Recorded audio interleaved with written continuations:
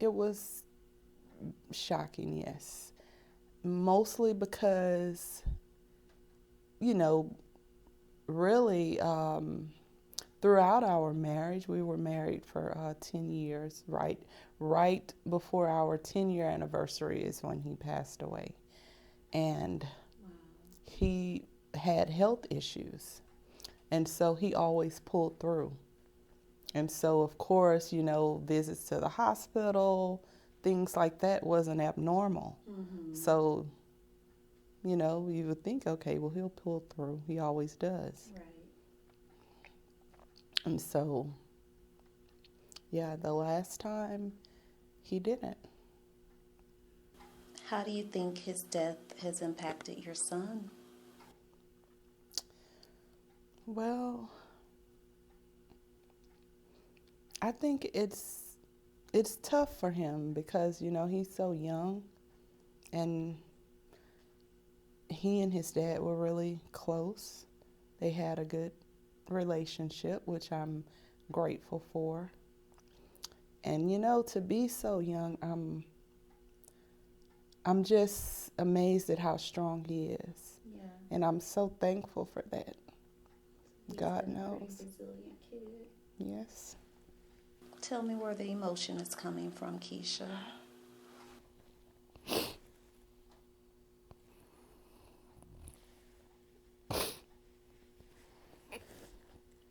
It's just heartbreaking. Excuse me. It's heartbreaking because I never wanted to have a child without their dad. I didn't want that. You didn't expect it. I did not expect it. And it breaks my heart that he has to grow up without his dad. But I just always remind him that, he's there with him in spirit. Mm-hmm. Do the two of you talk about his dad? Yeah, we do. We talk about him all the time. Yeah. So many things that he taught him or, told him, showed him that I wasn't even aware of. So it's really, it makes me smile just for him to reflect on, those things and hold them so dear to his heart. And lets you know how strong their bond and the things they developed together really was. Right. For sure. Sorry. Did this loss trigger latent emotions surrounding loss with you?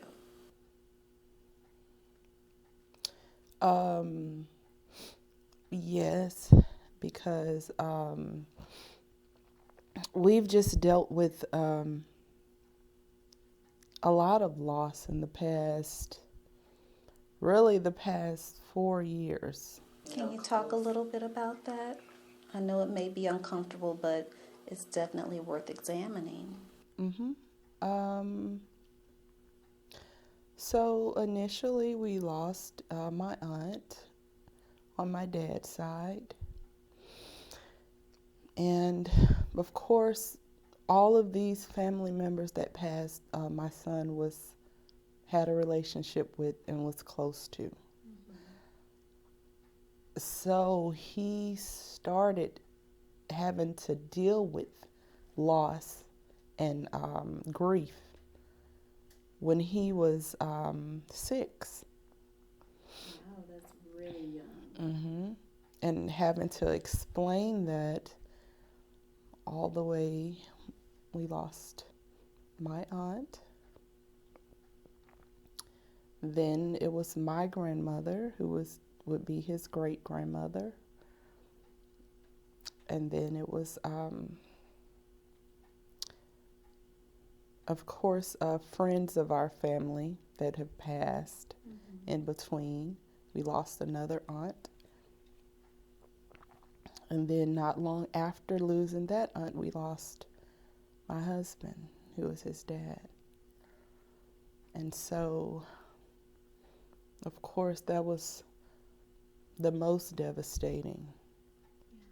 And I can't really say those before him prepared him any better for the loss right of his dad. his dad, correct. Or you, for that matter, didn't prepare you. No, it didn't. And of course, I just tried to explain to him that it's something that we all have to do, inevitably. We all have to go down that road. And was that tough to explain to a child, though? Because so often people try and shield children from that, but because of his experience of death, you've had to have real transparency about it. Exactly. And I don't want to try to, be dishonest or sugarcoat anything, because it's just the truth. Dying is a part of living. Essentially, that's a fact. Mm-hmm. Was this the first time you've ever lost a romantic partner? It was not the first time that I lost a romantic partner, no. Can you talk about that?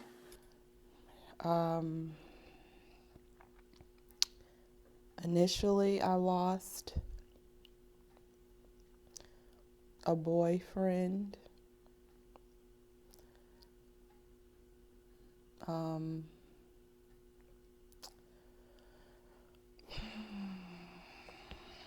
This was in 2001, so it's been 19 years. And that was actually by suicide. So that was very devastating to me because of it was just a lot going on within our relationship and with him, of course, where he took his own life. Did you see him or speak to him prior to him taking his own life? Yes, I did. He called me. He called me early that morning, right before it happened. The morning of. Do you recall what that conversation was like, or what now, all these years later, sticks out to you about that conversation? I just remember he was really calm, and he just said he was going to get some answers for. I can't really remember what he was seeking, but he was really calm. And of course, he had said things like this before he was going to go and do this and do that. So it's like you didn't really think he would go through with it, or he didn't really mean it. And yeah, I just remembered that he really did that. It was horrible. I'm sorry you went through that. Thank you. And so far, in hearing about the loss of people close to you, there have been some themes. There's been the theme of alcoholism came up. There's been what sounds like depression. And all of these stem or are related to emotional and mental health issues. What are your thoughts about mental health, emotional health, and how it impacts people? I mean, I think it's extremely important to be mental and emotionally healthy, because especially in our community, the Black community, as far as my own experience, it's not something that's really talked about. It's not something that's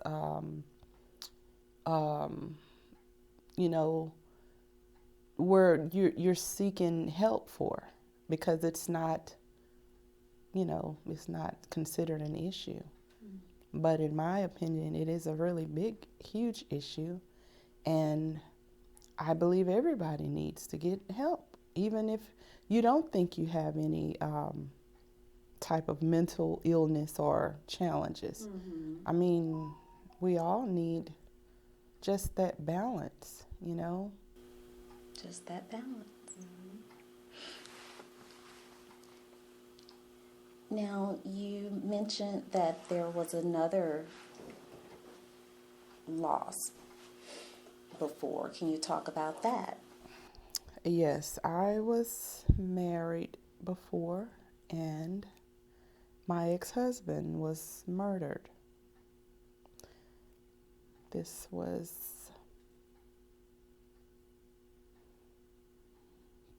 4 years ago, I want to say. Do you recall what went through your mind when you found out about his murder? I was just saddened. I couldn't believe that happened. I mean, I didn't know very much about him as far as what was going on in his life, because the way that our marriage ended was kind of abrupt. And it's like I never really seemed to get any closure from that. Wow. So I just remember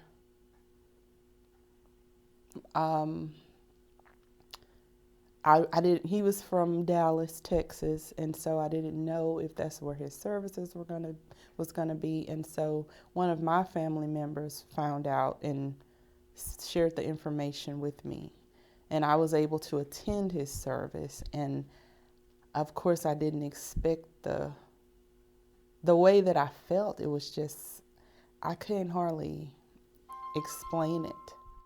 The unpredictable death and loss of a loved one can be a challenge for us all, but especially if you're a widow raising small children. This can be overwhelming.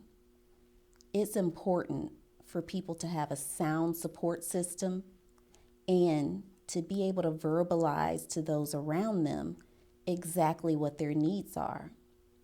However, how? How do you do that? How do you get to a point to where you're comfortable asking for help and then allowing yourself to receive that help when your helpmate is no longer here? So you mentioned the importance of people getting help. Have you and your son done any counseling or therapy surrounding these grief and loss issues? Oh yeah, most definitely.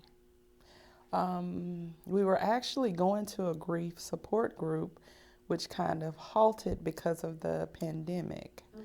But Can you tell us a little about that group? It might be a helpful resource for people. well, it's called Bo's Place, and of course, we were just starting. But what I like about it is it offers grief support for children amongst their peers. Yeah.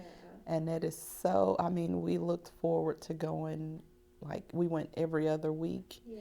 And so for him to have his group, and then I go with my adult group to have that support, it just, I can't even put it into words how much it meant.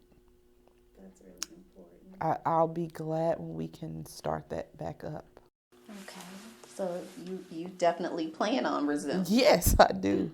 I most definitely do. And of course, we were able since school has started, been seeing a therapist there. So we've been doing the Zoom meetings, and so far we've had 2, and it's been really helpful. Okay. So will you tell me something that you miss about your late husband? Yeah, I just miss all of the good times we had. We had really good chemistry. Good chemistry. and good sense of humor. We laughed a lot, and I miss that.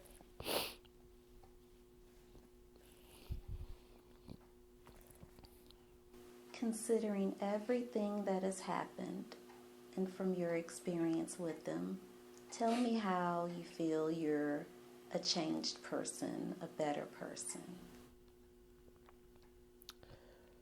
Considering everything that I've been feeling, well, what I've been trying to do is just to not be so quick to anger. Why is that important? Because life is too short. Life is too short, and you just never know. You never know what someone is going through. And just try to just be there for, someone besides yourself. Wow.